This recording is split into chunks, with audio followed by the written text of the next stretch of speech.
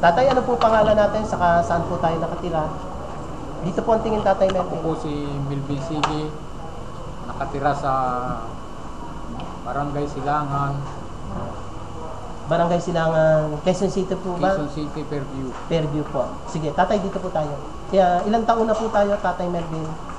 68 po. 68 po. Ano po yung karamdaman nyo, Tatay Melvin? Rheumatic heart, Rheumatic heart po, high blood, high blood po, rheuma po, saka yung pag-ubo-ubo ko sa pag-ubo. madaling araw. Yung pong rheumatic heart nyo, Tatay Melvin, sinong doktor o saan hospital po kayo na check up na may findings ng rheumatic heart? Amang Rodriguez. Doon po. Anong taon po siya, Tatay Melvin? Hindi ko na po matandaan. Last year po, 2007 o Tagal na po. more than Tatrabaho 3? Nagtatrabaho po kayo, ibig sabihin, bata pa kayo noon, binata pa kayo, matagal na pala yung May rheumatic isawa na rin po.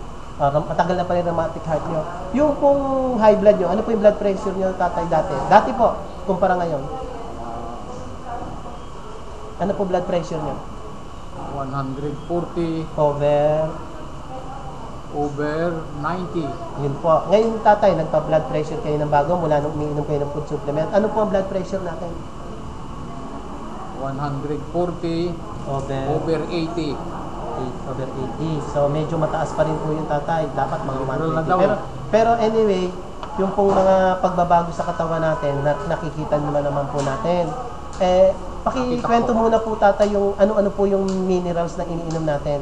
Saka ilang capsule po. Pakikwento po. Yung pong iniinom ko na mayroong BioFlow, Bio-energizer po. Yan yun. Energizer, Tapos bio-mineral po yung kulay puti. Mineral, Tapos Energizer 45 po.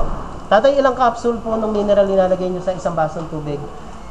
ay iniinom ko po yan. Opo. So, pero Tatay, ang Isa-isa. advice po namin, mas mabisa po siya sa isang basong tubig nyo ilalagay. At habang hinahalo pa natin, meron po tayong kasamang personal na panalangin. Sarili po nating dasal. So, ang iniinom nyo pong 45, ilan po sa umaga, Tatay? Isa. Sa tanghali Sa po. tanghali, isa. Sa gabi, Tatay. Sa gabi, dalawa. Dalawa po. Ikwento nyo naman, Tatay, sa amin yung mga pagbabago mula nung uminom kayo ng food supplement. Malaki po ang pinagbago ng katawan ko. Opo. Napakasarap po ng tulog ko. Opo. At maginhawang pakiramdam ko. Kaya lang po, malimit akong umihi. Yun po yung mga nilalabas na yung mga dumi ng katawan natin sa ihi, yung mga toxic po. Yung pupo naman, Tatay, ganong karami din po? Yung pupo natin, yung bowel movement, Tatay, ganong karami po? Ay, marami po. Opo. May amoy po siya, At mabaho. mabaho po. Opo, lahat ng dumi ng katawan, yung mga lason, lumalabas. Kaya nasabi niyo po mabaho. Ilang beses po sa isang araw, Tatay, magkaroon tayo ng bowel movement? Dati noon, isa lang ang Isa lang po noon. Ngayon po, ganong karami po? Ngayon, dalawa, tatlo na. Ganun po karami. Opo.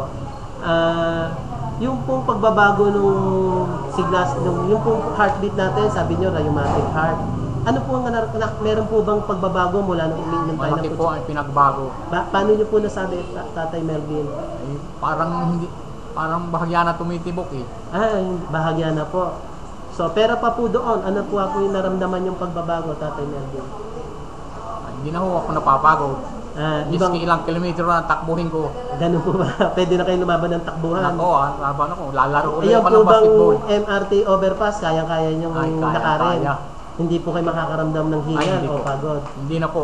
Ito po bang high top mula Quezon Boulevard hanggang dito, kaya nyo lakarin? Kaya po na. Nalalakad niyo po ba Nagraraning siya? pa po ako niyan eh. Paano po? Nagraraning pa ako pag ako lang kasama. Ganun po kayo kasigla.